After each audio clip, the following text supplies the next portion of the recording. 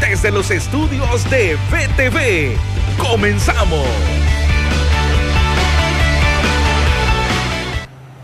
Muy buenos días, ¿cómo amanecieron? Bienvenidos a Hola Honduras. Iniciamos una nueva semana, un nuevo día, agradecidos con el Creador porque estamos aquí listos para poder informarle a usted de lo que está aconteciendo en estos instantes. ¿Cómo está, licenciado? Buenos días. Excelente, buen día Jenny, buen día Ale.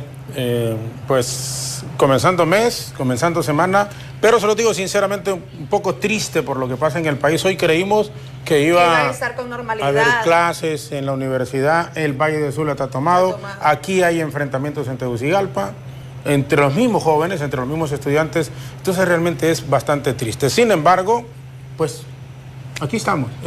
Así es, iniciamos una nueva jornada informativa invitándole a usted en casita que se quede con nosotros y de inmediato nos puede sintonizar a través del Facebook Live, aparecemos como VTV Somos Todos Honduras y a través de la 92.5 FM, tanto en la zona centro como también en la zona norte del país, así que no hay excusa para que usted se pueda quedar con nosotros y se pueda informar y también darse cuenta de todos los segmentos variados que tenemos como programa.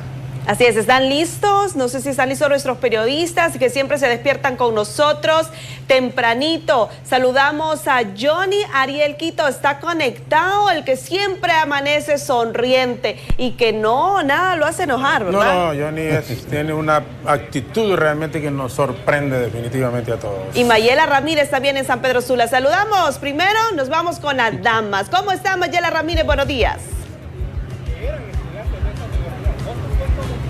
Buenos días, compañeros en estudio, buenos días a todos los televidentes de Hola Honduras, así es, estamos ya listos, preparados desde San Pedro Sula para llevarles toda la información. De antemano les adelanto que en la Universidad Nacional Autónoma de Honduras no hay clases nuevamente. Para hoy han convocado asambleas y movilización en horas de la tarde. Además les tenemos información más detallada sobre los casos de dengue que se han dado en la zona norte del país. Bueno, muchísimas gracias a nuestra compañera Mayela Ramírez, pero saludamos de inmediato. Muy buenos días, Johnny Quito. Buenos días, compañeras en estudios de Hola Honduras. Buenos días, licenciado Jorge Zelaya, a todos los televidentes que están pendientes de la programación. A partir de este momento estamos en el interior del Alma Mater y pues como ustedes pueden observar a mis espaldas, pues hay un poco de conflicto, pero estaremos informándole más adelante en nuestro siguiente contacto. Bueno, gracias Johnny Ariel, gracias a Mayela en San Pedro Sula y Tegucigalpa respectivamente con esta problemática que nos sigue definitivamente. Sí. Es increíble, ya si esta semana no hay clases es un semestre perdido, ¿no? O sea, no cabe ninguna duda porque no se han recibido clases y definitivamente cada día que pasa se agudiza aún más. Nos dio muchísima pena y tristeza ver jóvenes enfrentándose ahí en la facultad, especialmente de Derecho. Unos pocos encapuchados, colocando sillas y la gran mayoría de estos estudiantes que quitaban las sillas y decían no van a haber clases. Entonces queremos recibir clases. Hubo un momento en que creímos que podía haber provocado una situación más fuerte en el enfrentamiento entre estos jóvenes. Dios quiera que no se llegue a que tengan físicamente que enfrentarse y esto realmente es peligroso en la universidad. Se está agudizando, ¿verdad? Las cosas. En horas de la mañana veíamos también de cómo forzaban los estudiantes para poder quitar las sillas y otros que las estaban poniendo. Esperamos más adelante, hacemos el contacto con Johnny Quito para que nos pueda ampliar y dar más detalles. Pero también hay buena información. Hoy se registra una rebaja en los carburantes a nivel nacional y sobre todo con el gas LPG doméstico que registra una rebaja de 20 lempiras. Así que por lo menos esto es bueno. Aunque son centavitos, la verdad. Uno quisiera ver de un solo que sean 10 lempiras, 15 lempiras, y solo son centavitos. De igual manera que bajaran los precios de la canasta básica, porque baja el combustible, pero no bajan los precios de la canasta básica, ni tampoco de los servicios públicos. Bueno, comencemos. Claro que sí, estamos listos. Les presentamos en este momento la frase del día que nos está diciendo esta mañana esos pensamientos positivos y bonitos para que los podamos reflexionar. Solo necesitas cambiar tu mente para poder cambiar tu mundo. Esa es la frase del día.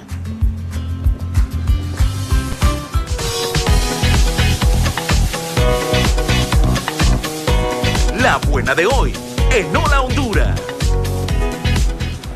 Y en la buena de hoy le damos a conocer, entregan créditos a productores de grano básico, esto en Olancho. Buenas noticias, en el marco de la política de financiamiento e inclusión financiera, pequeños productores nacionales de maíz, frijoles y arroz. El presidente Juan Orlando Hernández participó como testigo de honor en la entrega de los primeros préstamos de Banprovi a agricultores del departamento de Olancho. Muy buenas noticias, el plan es una primera etapa, consiste en atender unos 200 pequeños productores de granos básicos, proporcionándoles créditos por 30 millones de lempiras para la presente temporada de cosecha. Enhorabuena para los productores pequeños de frijoles, de arroz, de maíz, a todos esos agricultores de nuestro país que les están haciendo esta entrega para poder crecer. Seguir creciendo y sobre todo que genere empleo, que es lo que tanto necesitamos en nuestro país. Así que esto fue La Buena de hoy. Nosotros continuamos con más información, licenciado. Este es un contacto en vivo en Hola Honduras. Bien, gracias Jenny, gracias Alejandra. En efecto, ya en contacto con nuestros compañeros en unidades móviles, adelantándoles que a las 7:30 aproximadamente tendremos a don Ricardo Puerta, un experto en temas migratorios, hablándonos sobre esta situación que muchísimos compatriotas intentan viajar de nuevo a los Estados Unidos y es una cantidad realmente impresionante. ¿Qué se debe hacer acá? Don Ricardo Puerta estará con ustedes y nosotros en cuestión de minutos aquí a través de BTV Hola Honduras. A quienes nos acompañan con nuestra señal internacional de satélite a través del Facebook también, y como indicaban Alejandra y Jenny, si va saliendo de su casa puede sintonizarnos en frecuencia modulada 92.5 en FM en la zona central, igual en el norte del país. Vamos en contacto con nuestro compañero Johnny Ariel Quito en la Universidad Nacional Autónoma de Honduras en este momento. Muy buenos días, adelante. Así es, buenos días nuevamente, licenciado Jorge Zelaya. Estamos en el edificio A2 de la Facultad de Derecho, donde, pues como ustedes pueden observar desde tempranas horas a través de las redes sociales de BTV Somos Todos Honduras hemos estado informando sobre esta situación que se está dando. Vamos a escuchar las palabras de una de las muchachas. Bien, muchísimas gracias. Bueno, buenos días, estamos totalmente en vivo y en directo. Hay una pregunta que creemos que la mayoría de los estudiantes, también la población hondureña, ¿cree usted que con esto se llegue a eliminar este periodo? Bueno, nosotros, la toma de hoy es una toma parcial y solo va a estar durante 2 horas. Posterior a la asamblea, el edificio se va a estar soltando y lo que queremos con esto es crear conciencia en el estudiante. No podemos seguir viniendo a un aula de clases después de todo lo acontecido, después de que nuestros compañeros fueron agredidos, después de la violación a nuestra autonomía. Es insensible el venir a recibir una clase más cuando hemos visto todos los acontecimientos. Entonces, la toma se decidió solo por 2 horas y para que puedan asistir a la asamblea. Posterior a la asamblea, las clases se van a reanudar con normalidad y en la asamblea va a haber un espacio para que los mismos estudiantes que hoy vienen a confrontarnos por este método de lucha planteen nuevos métodos de lucha y busquemos soluciones y no solo enfrentarnos entre nosotros. Bueno, ¿dónde va a ser la asamblea? Aquí va a ser en la plaza del edificio A2, vamos a realizar la asamblea. Sé que se están realizando asambleas por facultades, entonces van a haber asambleas alrededor de todo el campo de CEU. ¿Solo este edificio o la mayoría están tomando? Eso depende de cada estudiantado, lo que se ha decidido. Nosotros llegamos a la conclusión de que si no se toma el edificio, las personas no asisten a la asamblea. Es un caso muy diferente en otras asociaciones, con otros estudiantes que ya han creado un poco más de conciencia. Bueno, muchas gracias, excelente. Bueno, ya lo ha comentado la joven, ella dice de que pues solo es por 2 horas, nada más, solo para poder llegar a hacer conciencia, a un acuerdo de lo que está ocurriendo. Bueno, voy a hacerle una pregunta aquí. Buenos días, ¿cómo está? ¿Cómo ven la situación ustedes? Bueno, yo en lo personal estoy en contra de las tomas totalmente, porque creemos que, bueno, en mi caso personal creo que las tomas no es un mecanismo para luchar que sea incluyente para todos, porque si una parte de los estudiantes estamos en contra y un pequeño grupo, no sé cuántos de ellos estén a favor, no sería algo incluyente. Entonces, en lo personal estoy en contra de eso. Bueno, nos comentaba una de las chicas de que va a haber una asamblea y ustedes pueden dar todas sus opiniones ahí.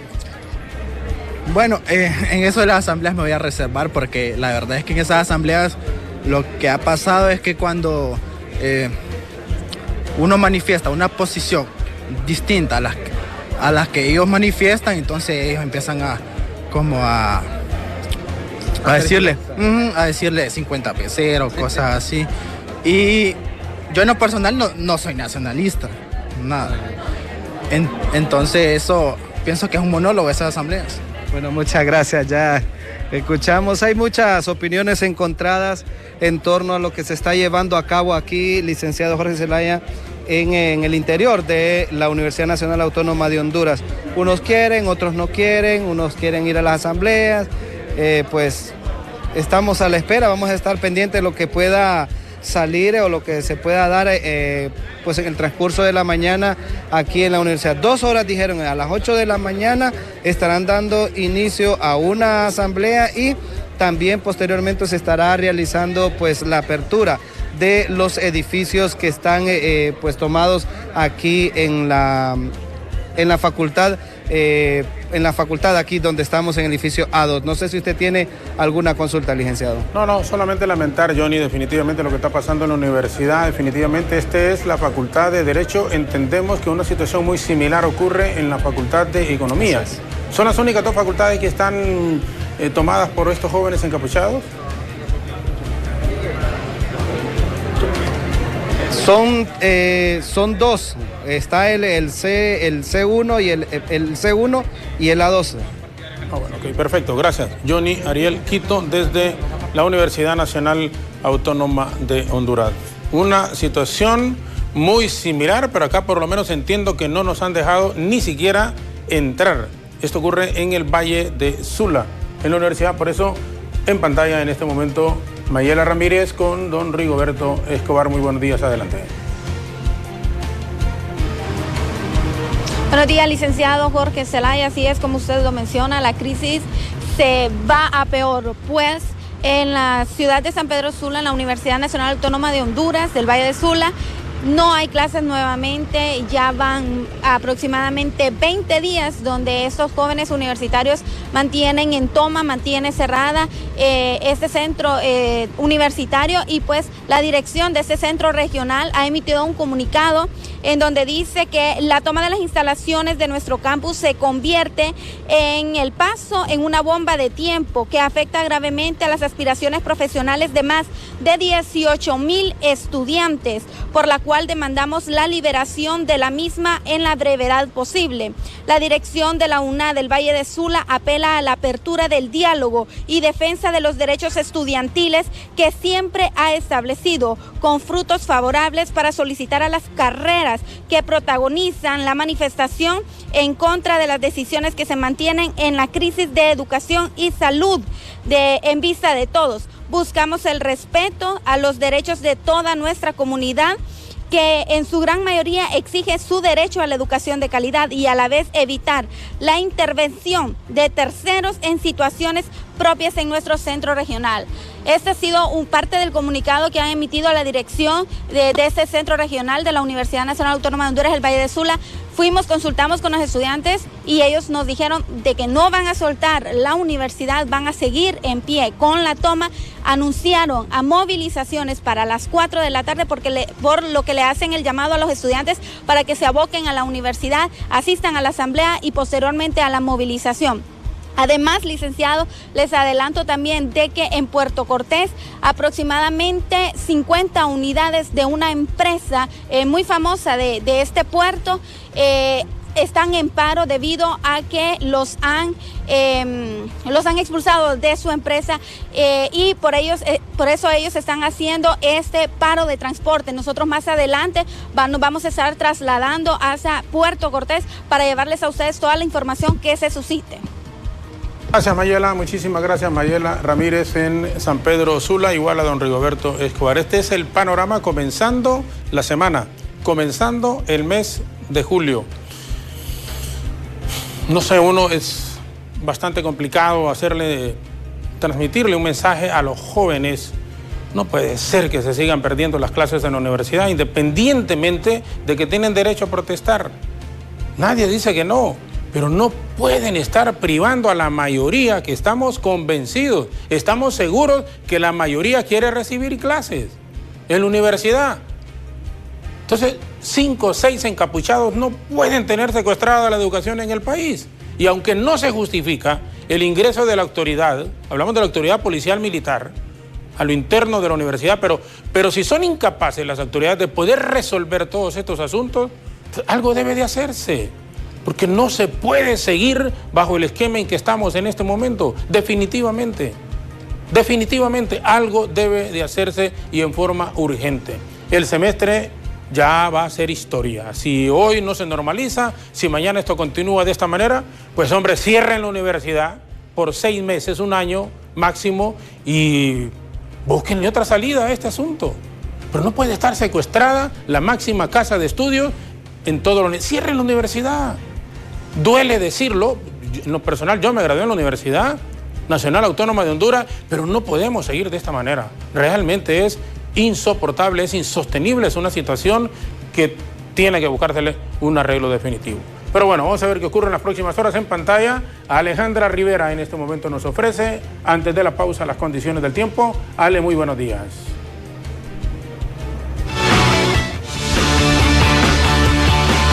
Buenos días y bienvenidos a Hola Honduras.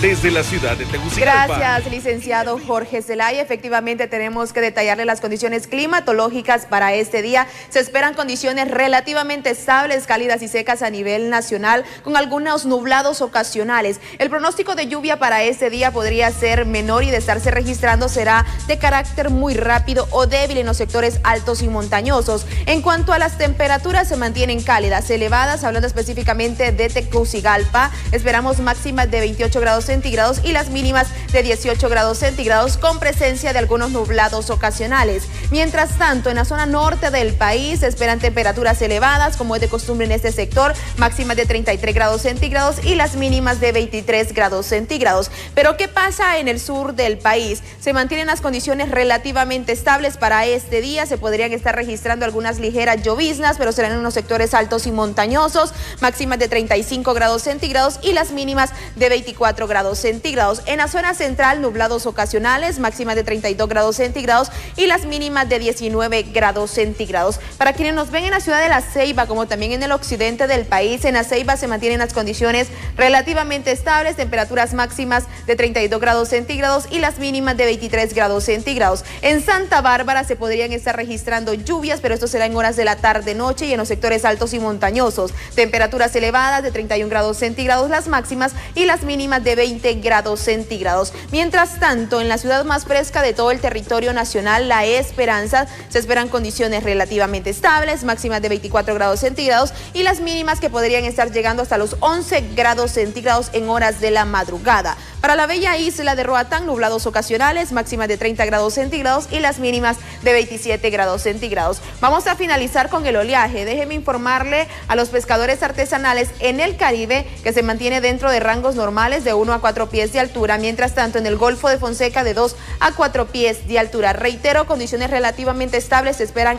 para este día con presencia de algunos nublados ocasionales. El pronóstico de lluvia podría estarse registrando en horas de la tarde-noche, pero será en los sectores altos y montañosos del país. Hasta aquí las condiciones del tiempo. Nos vamos a una breve pausa comercial. Invito a que no nos cambie. Ya regresamos con más en Hola Honduras.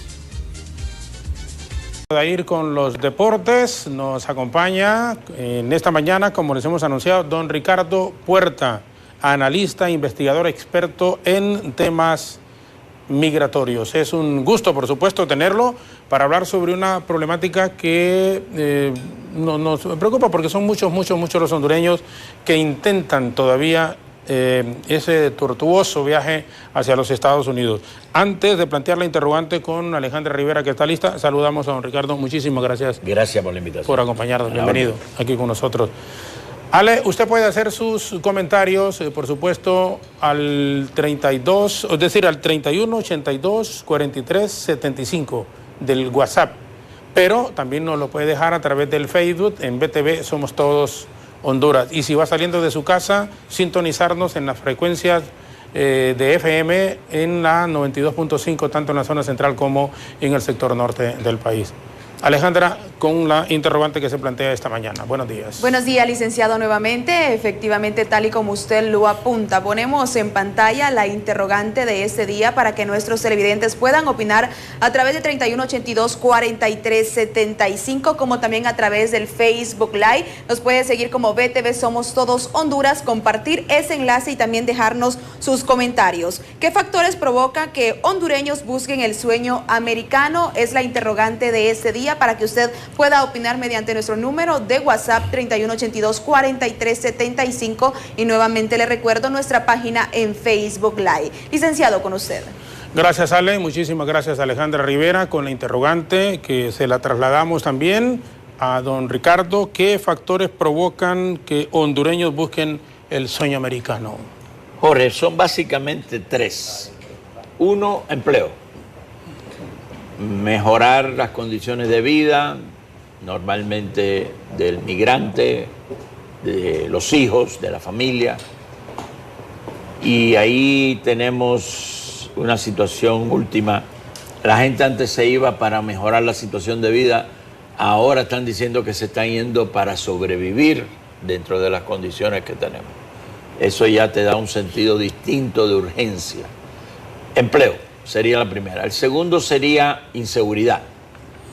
Inseguridad ciudadana, inseguridad alimentaria, inseguridad laboral, inseguridad desde un punto de vista de educación, de salud, etcétera. O sea, todas las carencias que se tienen alrededor de los servicios que cuando uno piensa en su familia, en sus hijos, en una persona que está trabajando, tiene aspectos de seguridad e inseguridad. No solo estamos hablando de maras y pandillas, no solo estamos hablando del asunto del narcotráfico, sino del crimen organizado, de la delincuencia normal que hay en muchos lugares, sobre todo en zonas urbanas de reciente desarrollo o expansión.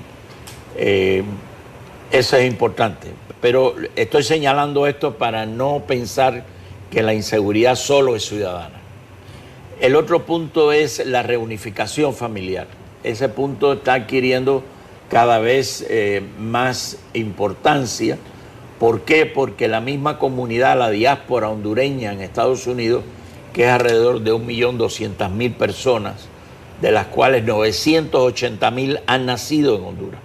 O sea, 980.000 han nacido y el resto, 400.000, se han juntado, han nacido allá o familias que se han juntado, se casó un hondureño con una extranjera o una persona estadounidense, puertorriqueña, colombiana, que es residente, que no es residente. Ahí hay muchas combinaciones. Pero la reunificación familiar cada vez está creciendo más a medida que haya más personas del otro lado, porque eso quiere decir que los que se han quedado aquí están siendo atraídos por los que están allá y muchos de ellos mandan remesas y mirándolo bien, el mismo dinero que mandan de la remesa es el que usan para pagar que estas personas se muden, se transiten hacia Estados Unidos, emigren. Y hay una causa, un factor que yo te diría nuevo entre comillas, porque evidentemente aquí después del Mitch, todo lo que sea aspecto de naturaleza, que pudiéramos llamar una migración por razones ecológicas, inundaciones, sequías, huracanes, marejadas, esa está adquiriendo importancia por el asunto del cambio climático y todas las condiciones de medio ambiente que hay que no están controladas. En ese sentido se está volviendo un factor que está adquiriendo importancia. Entonces, en resumen, hay 4. Empleo, sí, inseguridad, reunificación familiar y ecología. Ecología, cambio climático. Sí, ahí pone todo lo que sea, lo que los abogados llaman actos de Dios, ¿no? En el sentido, son actos de la naturaleza, que realmente no es verdad que el problema sean actos de la naturaleza, sino que el ser humano no está preparado para eso. Porque pueden haber huracanes y ciclones y sin embargo no producen los mismos efectos en todas las naciones. En algunos lugares sí, en otros no. Entonces quiere decir que eso depende de qué. Bueno, de la preparación que se tenga en esa población, en ese territorio, para el fenómeno de la naturaleza que se está presentando. Don Ricardo, yo el sábado, en hora del mediodía, estaba escuchando al embajador de Honduras acreditado ante el pueblo y gobierno de México, el licenciado Alden Rivera, decir que diariamente 500 hondureños entre la frontera de México y Estados Unidos son apresados o llegan a la frontera. Realmente es una cantidad de compartir otras impresionante. Ha señalado un punto importante, fíjate, si tenemos en consideración, vamos a jugar con los números a nivel anual, que son los números que tenemos normalmente y se manejan. Cuando decíamos que la migración antes de la caravana era alta, estábamos hablando de 100.000, de 80.000 a 100.000 personas anualmente. Pero fíjate, si son 500 por día, al año serían 180.000, redondeando el número, un poquitito más. Si antes 80.000 a 100.000 era alto, 180.000 ahora prácticamente es el doble. Es el doble, es el 100%. Entonces, en ese sentido, yo te diría que la caravana ha incitado a más gente a irse, que cuando estábamos en el esquema del coyotaje, que era un esquema por goteo, era un esquema silencioso, no nos dábamos cuenta, mientras que la caravana es masiva, es mediática. Y hay una cosa interesante que me preguntan a mí, oye, ¿cuántas caravanas han salido hasta ahora? Mi opinión es que la caravana que empezó en octubre nunca ha parado de ser caravana, en el sentido de que eso abrió como un flujo, un incentivo para que gente que estaba indecisa se fuera. Parece que desde un punto de vista de la mentalidad de la gente, moverse en grupo le da cierta garantía, cierta seguridad que antes no tenía yéndose solo con el coyote. Además, da la sensación que no tienen que pagar coyote, o sea, por lo menos hasta México. Ahí hay una trampita. El coyote, dándose cuenta de eso, se ha metido en la caravana. Y entonces en las caravanas están los coyotes. Entonces llegan, por ejemplo, a una frontera, no la frontera con Guatemala porque se puede pasar con el CA4. El caso es que la frontera con México. De Guatemala a México, si por ejemplo. Esa es la caliente ahora. Ahí el coyote le puede decir, mira, yo te puedo sacar por los puntos ciegos, me da $100 por cada persona. O sea, va haciendo el negocio en el tránsito, en el camino va haciendo el negocio. Eso está sucediendo. Y el otro punto, la caravana ha hecho que organizaciones humanitarias de Estados Unidos, que son muchas en la sociedad civil, religiosas, ecológicas, de derechos civiles, de protección a la niñez, de protección a las mujeres, etcétera, se bajen a la frontera con México y allí empiecen a dar unos servicios de protección que antes había que recibirlo una vez tú estabas dentro del territorio americano. O sea, en estos momentos, en los distintos puntos que tiene México con Estados Unidos de entrada, creo que son 6, pero sí sé que son más de 5 y menos de 10. Hay un apoyo de la sociedad civil norteamericana pro migrante, pro derechos humanos, que está dando un servicio que puede ser muy decisivo para la gente que llega y no tiene orientación ninguna y dice, bueno, ¿y ahora qué hago aquí? Porque normalmente el primer paso es pedir asilo. Pero para pedir asilo tienes que seguir un trámite. Bueno, un trámite que ahora es muchísimo más engorroso. Es más engorroso. Que antes, y que tienen que regresar a México para solicitarlo desde México. Bueno, ahí tenemos otro dato, espérate, tenemos otro dato interesante que no se comenta. El Congreso de México no ha aceptado que México sea país, lo que le llaman... Santuario, que dicen ellos también. No. Es una figura que viene de mucho más atrás. Piénsalo, estas figuras jurídicas se crearon en la Segunda Guerra Mundial para proteger la gente que estaba huyendo del fascismo, muchos de ellos judíos. Y evidentemente había la necesidad de considerar un tercer país. Entonces, el concepto de tercer país no es el país que tú llegas, ni es tu país de origen. Es un tercer país. En ese caso, la figura inicial era para que, vamos a poner el caso del judío, que era un problema de vida o muerte, llegaba, por ejemplo, a Ginebra, llegaba a Alemania, se iba de Alemania, perdón, y llegaba a otro país. No lo van a devolver a Alemania, porque si lo devuelven a Alemania va a estar en las mismas condiciones. Pero tampoco quedarse en Ginebra, en ese caso. Pero exactamente, pero en el país ese que llega no había las facilidades. Entonces, habían países que se habían propuesto para ser tercer país. Aquí la cosa es al revés.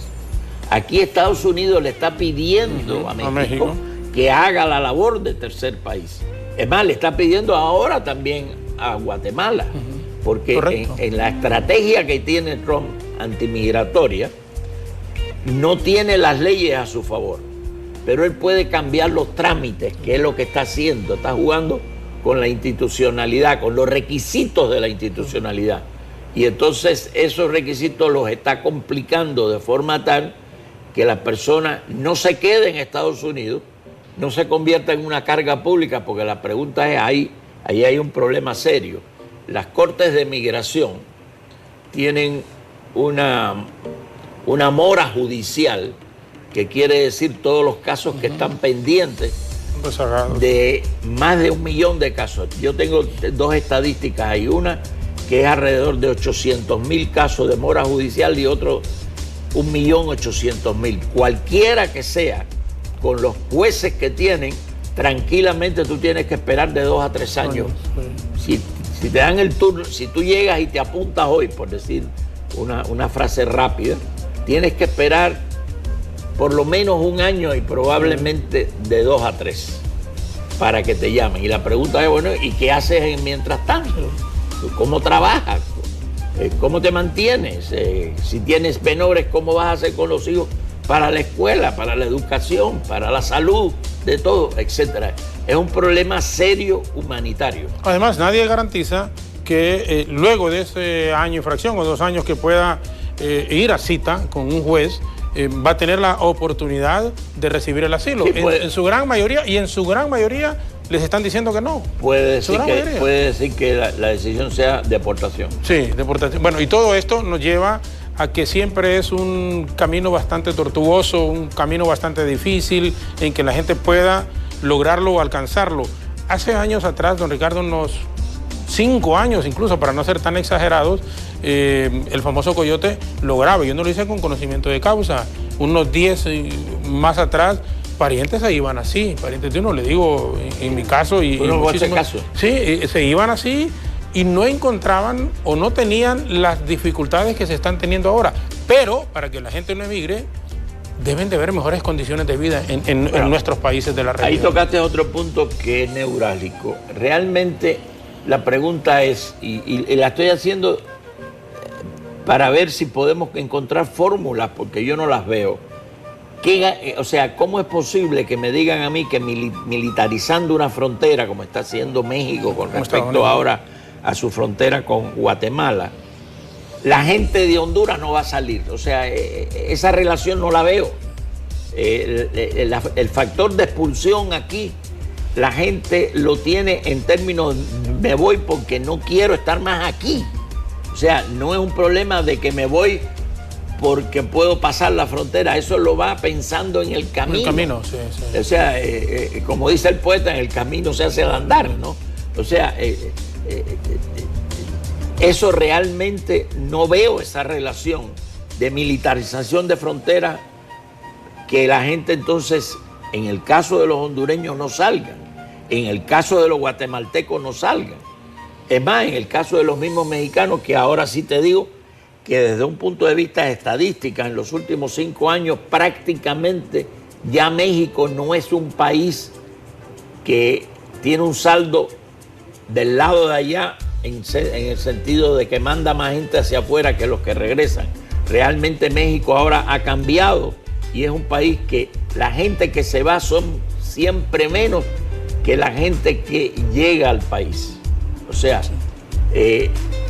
realmente los mexicanos ahora están volviendo de Estados Unidos a México y la gente que se iba de México son cada día menos.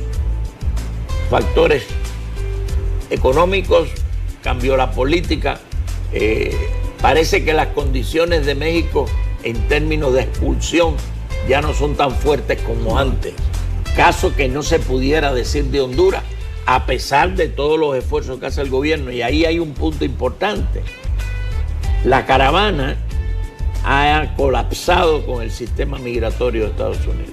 Eso es en el sentido de cada vez que piensas en una institución, en un centro de detención, en la redada, en los centros de refugio que hay en la frontera de tránsito hasta que el individuo se pasa a un centro de detención.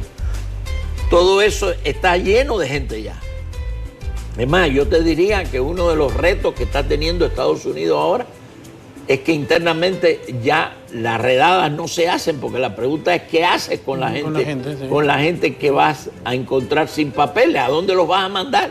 No los puedes mandar a los centros de detención que están llenos, no los puedes mandar a las bases militares, porque ahora resulta ser que en la caravana el grueso de la gente no son adultos mayores, hombres o mujeres, son unidades familiares. ¿Y unidades familiares qué quiere decir? Claro, que es un papá, adulto hijos, con menores. Sí, sí. Y ninguna de esas facilidades está hecha para que alojen a niños. Por razones obvias. Son facilidades que se hicieron para adultos. Es más, a veces son facilidades que se hicieron para los militares. Y los militares hombres, no mujeres. Entonces, estamos hablando de algo que está cuestionando la base institucional de Estados Unidos y que inclusive Estados Unidos en estos momentos, independientemente de si la posición del Ejecutivo es que es antimigratoria o no, si fuera pro-migrante, el problema que tendrían sería casi igual, en el sentido que tendrían una saturación de gente comparada con los servicios que pueden prestar. ¿Por qué antes, cuando la gente se iba, era generalmente el jefe de familia, era el hombre y dejaba a la esposa, dejaba a los hijos? Hoy se van las mamás con sus hijos o se va, como dicen, la pareja, pero también llevándose a sus hijos. Ahí donde yo te digo que me parece que el concepto de reunificación familiar está tomando cada vez más importancia. O sea, se fue el hombre, vamos a poner el esquema. Claro. Se fue el hombre, dejó detrás la mujer con los hijos. Sí. Esa mujer con los hijos es la unidad familiar que se está moviendo ahora para ir a buscar y unirse con el hombre. Entonces, es una especie de evolución natural de la familia que en vez de dejar al hombre solo, que ahí hay un problema serio en el sentido de que a veces el hombre se queda solo allá, se queda la mujer sola aquí y cada uno hace su propia familia porque no pueden vivir, no pueden vivir solos con tantos hijos, y etcétera, etcétera. Entonces, lo que le llaman la familia paralela. La familia paralela rompe la unidad familiar inicial que había, porque se está creando, si se fue el hombre o la mujer, está buscando un compañero o una compañera del lado de allá. Y lo mismo sucede del lado de acá. Por razones sentimentales, humanas, lo que tú quieras, económicas, las causas pueden ser varias. Pero lo cierto es que la gente que está acostumbrada a vivir en familia, vive en familia. Y no se va a ir solo y quedarse solo. Inmediatamente empieza a tener nostalgia y llega un momento que encuentra un compañero o una compañera para hacer una nueva vida que solo no la puede hacer porque se siente infeliz. Bueno, vamos a ir a una breve pausa, vamos a seguir conversando con don Ricardo Puerta, experto en temas migratorios, analista e investigador. Nos interesa por qué la gente se... Bueno, y hace poco estuvieron los candidatos demócratas en el estado de la Florida, que es uno de los estados sucedió, sí. en donde Más probablemente el estado de la Florida y California es donde más inmigrantes centroamericanos, y lo decimos con conocimiento de causa, y mexicanos hay en estos dos estados. Quisieron ir a ver, creo que es Opalaca, un centro en donde están refugiados. Era una base militar. Era una base militar. Entonces, pero incluso no les permitieron, no se lo dejaron. Esto lo vamos a hablar, y porque también la gente prefiere irse a Estados Unidos, habiendo oportunidades, entendemos, en Canadá, en donde dicen que necesitan en Canadá mano de obra en este momento. Un millón aproximadamente. Y también en España, que es otro de los destinos a nivel de Europa, en donde se nos facilita incluso hasta por el idioma. El idioma uno llega a España y no tiene obviamente ningún problema. Los vuelos estos que hay de San Pedro Sula. Ahora de San Pedro Sula ya hay todo. Hay un nuevo vuelo para Madrid. Sí, todos estos asuntos los vamos a conversar con nuestro invitado esta mañana, una breve pausa, y además tendremos a Alejandra Rivera con algunas de las participaciones de nuestros amigos televidentes, radioescuchas y quienes nos siguen también a través de las redes sociales. Pausa breve y regresamos con nuestro invitado.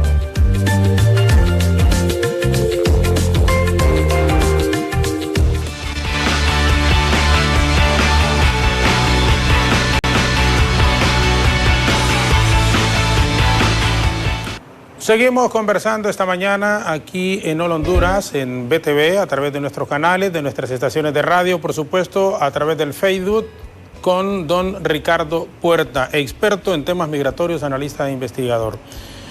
Cuando íbamos a la pausa, le apuntábamos sobre esto de los canadienses, que parece que necesitan ellos más o menos un aproximado de 1 millón de inmigrantes. ¿Por qué la gente prefiere siempre irse más y buscar hacia los Estados Unidos y no estos países así? Mira, yo he vivido en Nueva York 12 años y he ido a Canadá a enseñar a una universidad que quedaba evidentemente al norte de Nueva York, porque ahí no te queda más remedio que seguir hacia el norte. Claro. Y estando una vez en Canadá, recuerdo bien el día, 17 de septiembre, se pegó una nevada, imagínate, y tuve una sensación que nunca había tenido, y es mirar hacia Nueva York para irme para un sitio más caliente que donde estaba. Nueva York, evidentemente estando en Nueva York, cuando yo estoy buscando un sitio caliente, miro para Miami, pero sí, esa mentalidad de que Canadá es un país fabuloso, déjame decirte, primero, muy poco poblado. Tú puedes caminar en Canadá por TransCanada, que sería la carretera central, por así decirlo, 100 millas y no ver a nadie. 100 millas y no ver a nadie. No hay, es sencillamente una carretera que está atravesando monte. Bien, Canadá tiene una población muy pequeña comparado con el tamaño. Canadá es más grande que Estados Unidos desde el punto de vista territorial, de superficie. Y tiene una población que yo te diría, si la memoria no me falla, es menos de 50 millones de habitantes. ¿Entiendes? Sí. En ese sentido... hay espacio suficiente. Hay espacio. Canadá es el país del mundo que más agua dulce tiene. Esa es otra cosa interesantísima. Claro, tiene esa cantidad de agua dulce porque estando tan al norte, cuando viene el invierno y cambian las estaciones, la nieve se vuelve agua.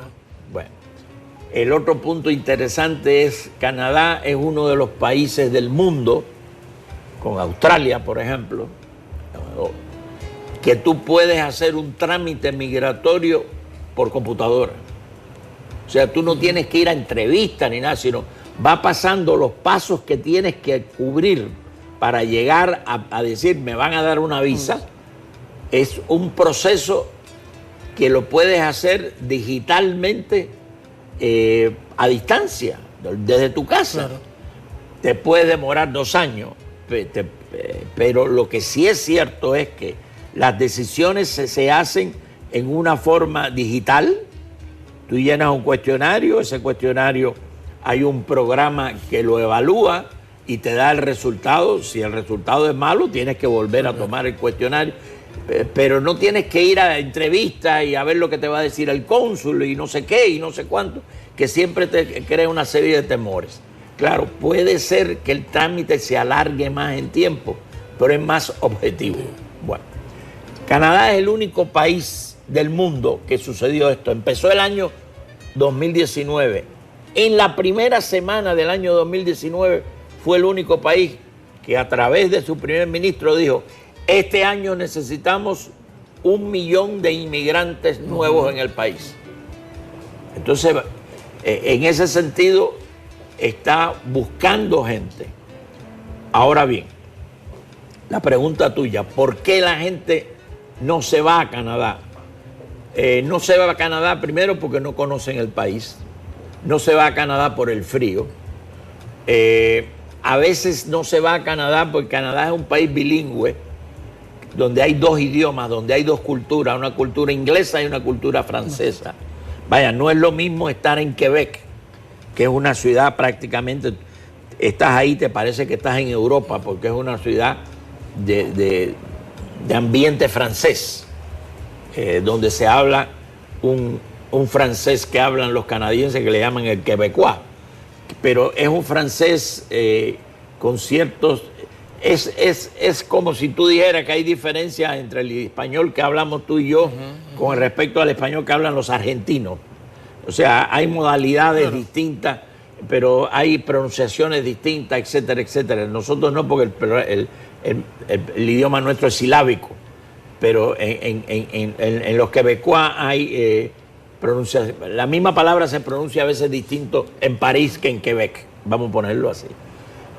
Y evidentemente tiene una estabilidad política que es extraordinaria en ese sentido. Pero ¿por qué la gente no? Es que en el imaginario de la gente no está Canadá.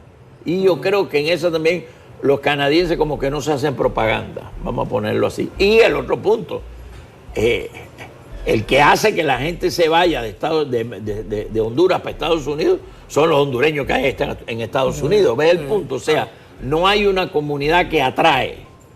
En Canadá no hay una comunidad grande latina como hay en Estados Unidos, que eran los mexicanos. No, o sea, hay ciudades que uno le da la sensación que está, como dicen, en su propio país. Bueno, en Miami tú no necesitas inglés para sobrevivir. Definitivamente. En Canadá tú tienes que hablar inglés o francés para sobrevivir. Evidentemente hay núcleos pequeños de otros países con otros idiomas, pero eso es excepcional. Bueno, Alejandra Rivera en este momento con algunas participaciones resumidas de nuestros amigos televidentes y radioescuchas. Ale.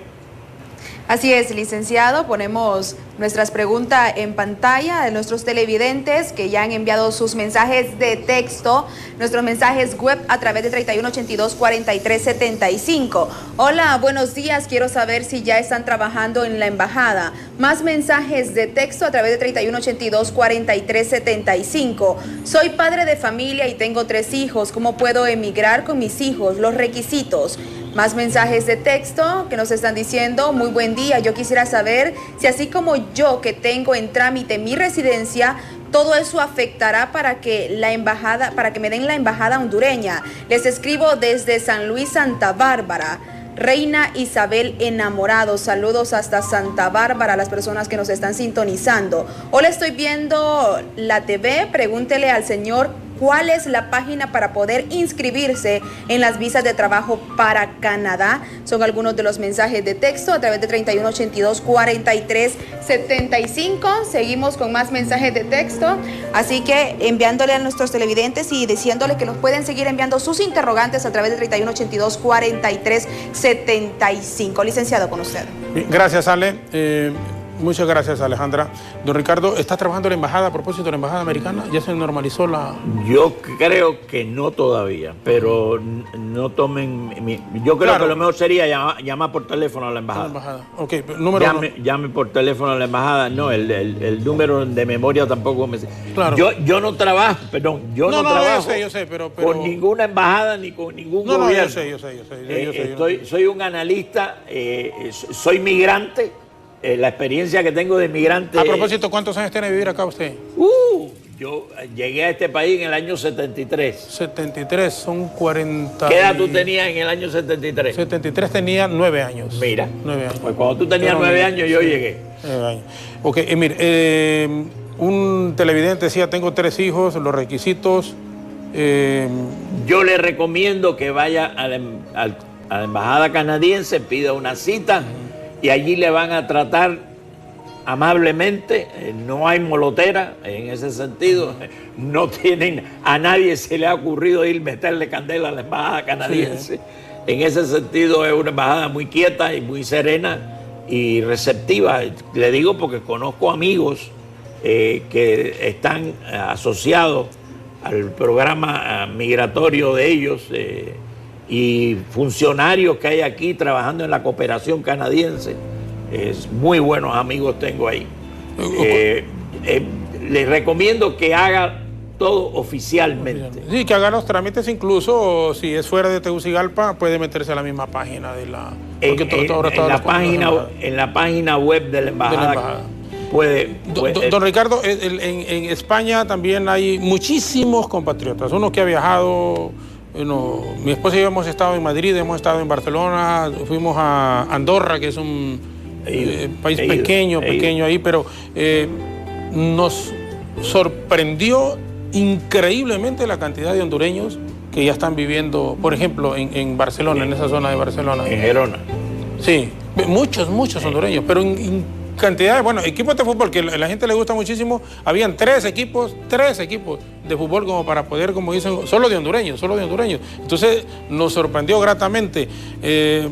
Hay mucha gente que se está yendo también ya a los... Mire, bueno, primero, irse a España es muy fácil. No tiene que tener visa. Pero aparte de eso, es la facilidad de idioma. Aparte de eso, España es un país receptivo. España es un país en estos momentos que si no tuviera la entrada de inmigrantes, habría muchos puestos de trabajo que se quedarían vacíos. Pero déjenme elaborar sobre esto para que vean las combinaciones que hay aquí. Alemania tiene un entendimiento con España de la forma siguiente. Mira, yo te puedo mandar para España mis jubilados, inclusive para que hagan residencia en España, pero me vas a tener que darle salud y algo de educación.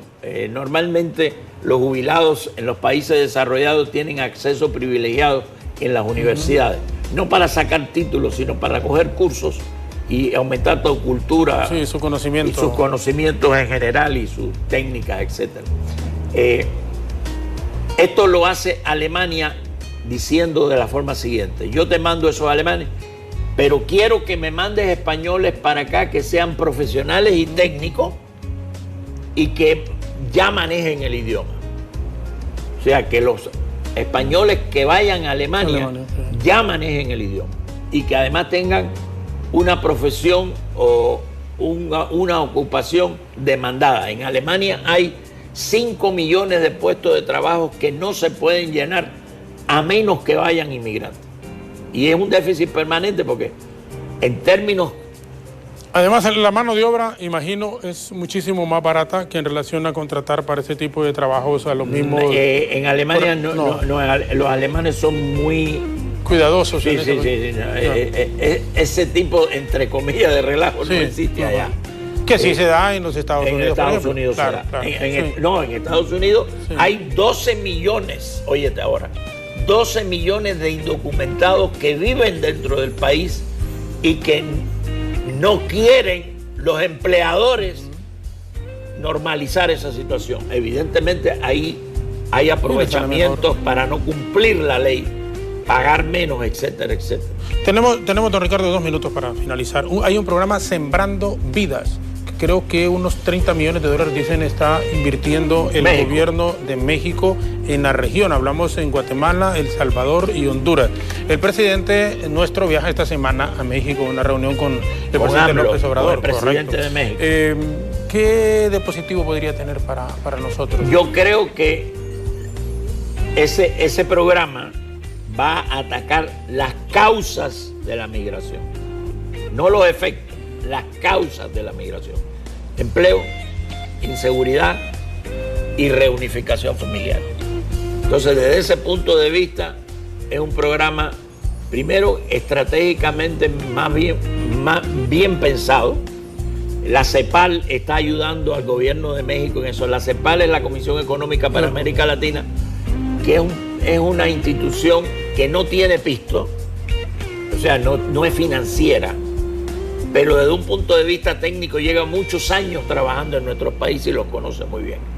Entonces, desde ese punto de vista, tiene una mentalidad más realista de una serie de cosas. Por ejemplo, ellos están queriendo crear empleo en la localidad donde vive la persona que es candidata a ser migrante. O sea, no, porque a veces te dicen, mira, te tienes que ir de tu aldea, o te tienes que ir de tu ciudad, del sitio donde naciste, para trabajar. Y entonces el individuo no quiere, porque no quiere separarse de la familia. No, esta gente está planteando cómo podemos crear empleo en la localidad donde están los candidatos a migrantes. En ese sentido, Jorge, lo que están buscando es crear empleo que al mismo tiempo desarrolle la empresa local. Y yo creo que ese es el punto fundamental para atacar el problema del desempleo. El desempleo no se puede atacar con programas del gobierno. La gente no asocia el empleo fijo y el empleo rentable y el empleo atractivo con un puesto que te consiga el gobierno. Tiene que ser la empresa privada. Ahora, la empresa privada tiene que tener unos planteamientos menos capitalistas en ese sentido y más desarrollistas, por así decirlo, en el sentido de que el desarrollo empresarial, creando empleo en la localidad donde está el candidato que quiere irse, entonces, y esa empresa en conexión con una empresa en Estados Unidos que le interesa tener empleados de aquí, o le interesa tener materia prima de aquí, o le interesa que Honduras sea un mercado de los productos que ellos tienen o de la maquinaria que van a sustituir el año que viene. Ahí hay coyunturas que se deben aprovechar para que el desarrollo de la empresa aquí sea consistente con el desarrollo de una empresa que está en el mismo sector en Estados Unidos o en Canadá o en España. Por eso es que es importante los aspectos de seguridad jurídica que se le deben de ofrecer a los inversionistas. Ahí estamos muy mal. Estamos muy mal y siempre se están quejando de que los trámites cambian de buena a primera, de que son muy engorrosos. En Estados Unidos usted puede hacer una empresa en una hora y aquí se te mete 2 meses y todavía no llega ni a la mitad de los papeles que tiene que tener. Don Ricardo, le agradezco muchísimo. Lo dejamos 30 segundos, por supuesto, para que se despida de nuestros amigos televidentes. Bueno, miren, gracias, Jorge, por la invitación. Todo lo contrario, gracias a usted. Siempre se hace muy corto el tiempo para estas cosas. Yo creo que pudiéramos tener a lo mejor otro programa donde pudiéramos, inclusive yo venir con otra gente también, que puede dar información como la que me han pedido. Yo creo que la migración no la para nadie. Yo creo que esta propaganda que está saliendo en la televisión de crearle miedo a la gente, eso no funciona, señor. Y la prueba es que la gente se sigue yendo. O sea, hay un problema serio humano en la localidad donde viven las personas, no en las grandes ciudades. Y a veces hay ironías, que son ciudades, son sitios donde la tasa de homicidio es muy alta y la gente está segura, y la tasa de homicidio es muy baja y la gente está insegura. Porque hay un problema de percepción que es muy distinto al valor agregado de la tasa de homicidio. Eso es estadística y lo otro es un sentimiento. O sea, se está perdiendo la dimensión humana en estos análisis. Yo quisiera, para cerrar, decir que la migración primero es necesaria. Los países se desarrollan trayendo gente, y la mayoría de los países se han desarrollado trayendo gente de otros países. Estados Unidos es un caso, la familia misma de Trump es otro caso, a pesar de los sentimientos anti-inmigrantes que él tiene. Trump emplea gente que son indocumentados en su empresa. Por favor.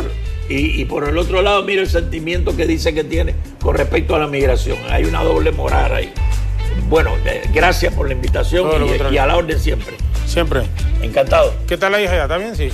Muy bien. Mi hija y la hija de él estudiaron juntos en Estados Unidos. En Erie, Pensilvania. Sí, muy buenas amigas. Muchas gracias. Don Ricardo Puerta nos ha acompañado esta mañana, experto en temas migratorios, analista, investigador. Nos ha dado mucho gusto tenerlo aquí con ustedes y nosotros, por supuesto. Hay temas los cuales no se pueden obviar, por los que muchísima gente sale a otros países intentando, en un caso puntual, alcanzar el sueño americano. La inseguridad que se vive en estos países de la región, la falta de oportunidades de trabajo, lo que es también un aspecto muy importante, la reunificación familiar, porque se ha ido de repente el padre y entonces la mamá y las niñas intentan reencontrarse. Y como un último punto, nos apuntaba don Ricardo también, es el aspecto ecológico que está afectando también a estos países de la región. Ha sido un enorme placer contar con él esta mañana. Les invitamos a que continúen con Hola Honduras, Jenny Ochoa, Alejandra Rivera, con otros temas también interesantes, y nosotros les esperamos mañana con otra entrevista de fondo aquí en Hola Honduras. De momento, muchísimas gracias, muy buenos días y que Dios les bendiga.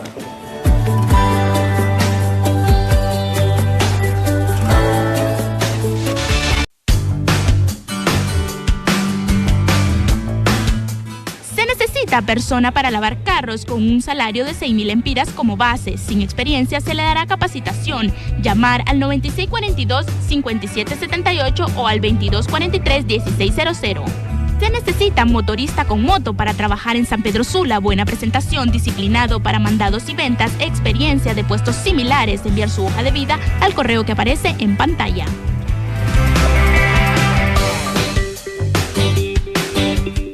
Continuamos con más información y en este momento le presentamos Así Amanece Honduras.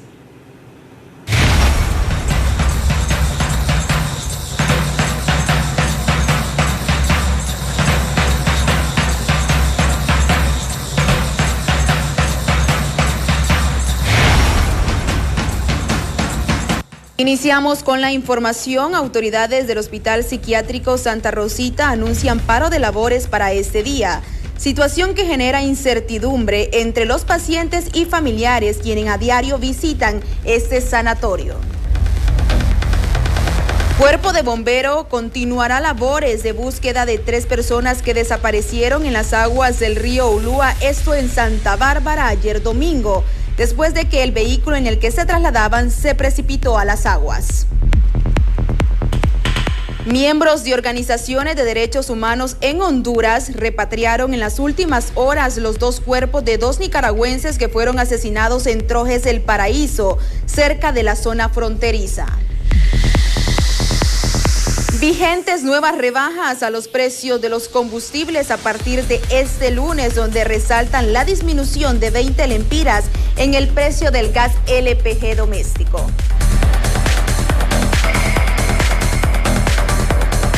Los temas principales del momento en nuestra sección Así Amanece Honduras. Ahora vamos con nuestra compañera Jenny Ochoa.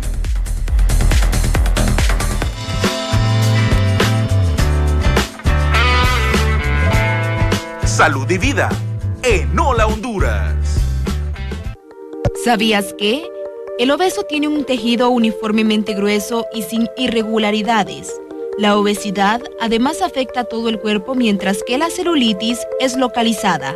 El término sobrepeso especifica un exceso de masa de todo el tejido corporal, masa grasa y masa libre de grasa.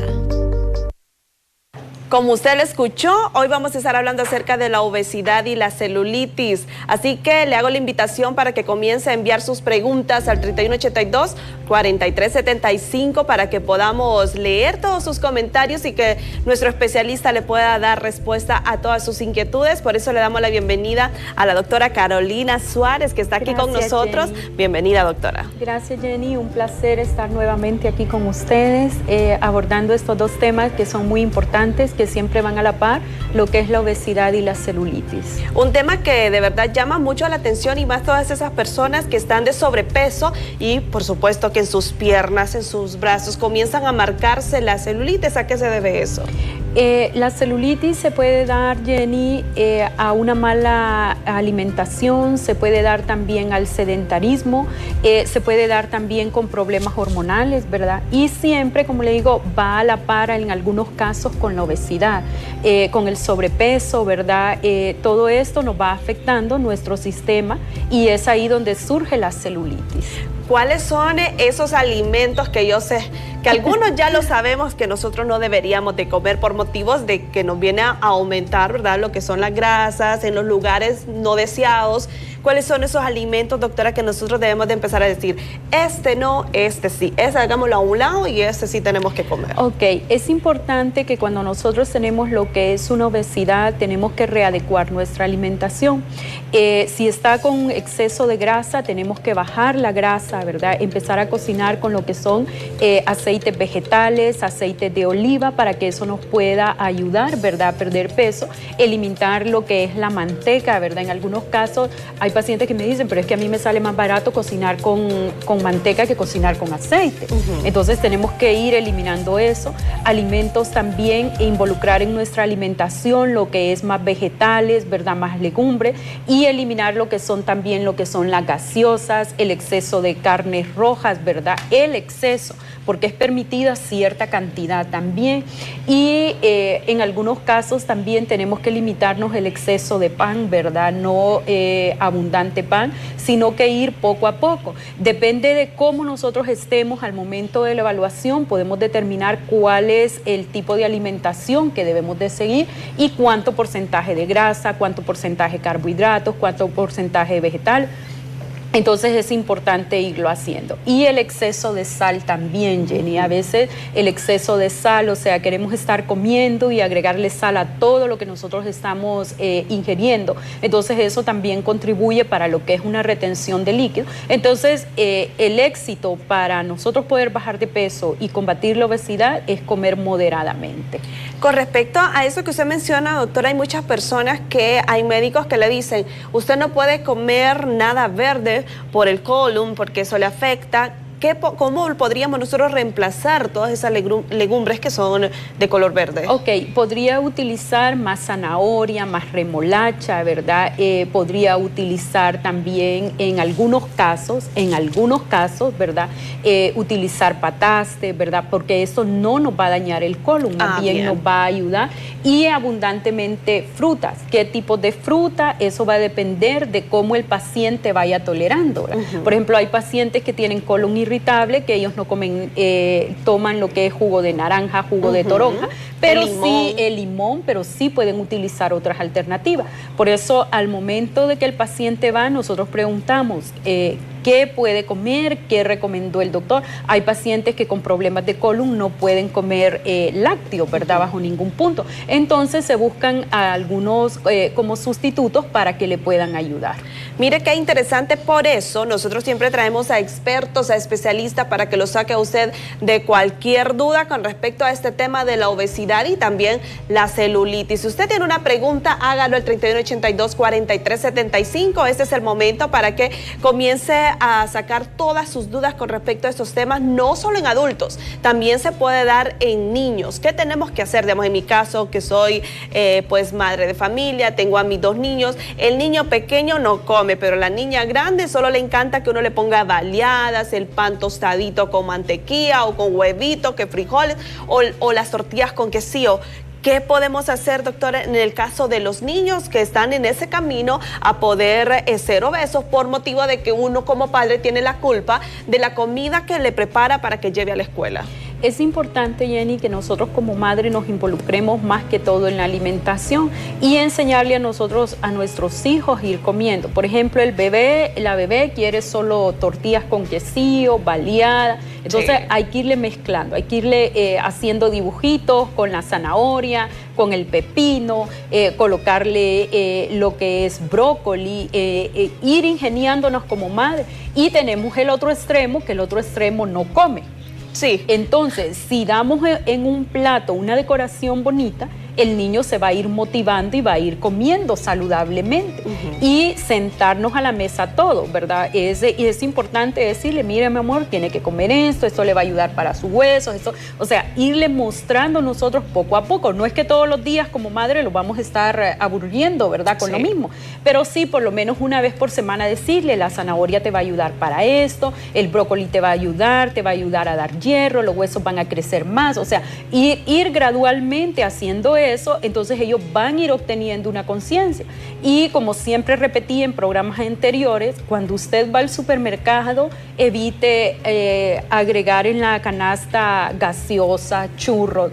Y como padres a veces los niños están molestando y lo que queremos es que se tome este confite para que no nos moleste, churros, o tome este churrito para. Entonces no, cuando nuestro hijo esté así, comamos unos palitos de zanahoria y hágale un dip rico, motívelo si es niña a que cocine con usted, prepare un atún con ellos, déselos de merienda para que ellos vayan adquiriendo la conciencia de una buena alimentación, pues. Y si miramos esos problemas, lo mejor es que nosotros lo podamos llevar al médico, a un especialista, porque lo primero que hacemos es, a ver, yo estoy aumentando de peso, pero quiero una dieta que me pueda ayudar a adelgazar. Lo primero que hacemos es buscar en internet dietas para que podamos adelgazar, o si no, le preguntamos a nuestra amiga que quizás ella sí fue a donde el especialista, le dieron una dieta para ella y queremos seguir la misma dieta, pero nosotros ahí también estamos cometiendo un error. Ahí cometemos un error, Jenny. Recordemos que el plan alimenticio va de acuerdo a sus necesidades, de acuerdo a sus hijos, de acuerdo al índice de masa corporal, o sea, son varios factores también. Hay un factor muy importante que nosotros tomamos en cuenta, es que cuando hacemos su análisis estético, revisamos qué tipo de celulitis tiene, qué tipo de piel tiene, qué tipo de grasa tiene, si anda retención de líquidos, si anda problemas de varices. Entonces, en base a eso, al momento de hacer el plan alimenticio, tomamos en cuenta, porque lo ideal es que usted baje de peso, pero que también la celulitis vaya desapareciendo, ¿verdad, Jenny? Entonces, eso es importante. Y no hacer la dieta de otra persona. Recordemos que un diabético lleva un tipo de alimentación, un hipertenso lleva un tipo de alimentación y una persona 100% sana lleva otro tipo de alimentación. ¿Qué pasa cuando usted viene y le transfiere la dieta a su amiga? Entonces puede haber una descompensación en su organismo, puede haber una baja de presión, puede haber un bajón de glucosa, puede haber dolor de cabeza. ¿Cuándo se pueden hacer las mismas dietas? Cuando ambas han ido al mismo nutricionista, ambas llevan el mismo margen y ambas quieren decir, bueno, yo quiero hacer porque siento el apoyo con ella. Entonces ahí sí se puede. O cuando viven en la misma casa los esposos, ¿verdad? En ocasiones pueden hacer la misma dieta, aunque llega un momento que tienen que ser dietas separadas. Ha tocado casos de que la paciente es de contextura delgada, pero tiene celulitis y el esposo está en una obesidad. Entonces ahí sí, ambos tienen que hacer dietas diferentes. 3182-4375, el número donde le hago la invitación para que mande sus preguntas, sus inquietudes, sus mensajes, que nosotros le vamos a estar dando lectura. Doctora, nosotros podemos eliminar, hay tratamientos para poder eliminar la celulitis o poder por lo menos menguarlas para que no se noten mucho. Al regresar de la pausa, la doctora nos dará esos detalles. Así que si usted sufre de obesidad y también de celulitis, vamos a seguir hablando sobre este tema. No nos cambien, ya venimos con Hola Honduras.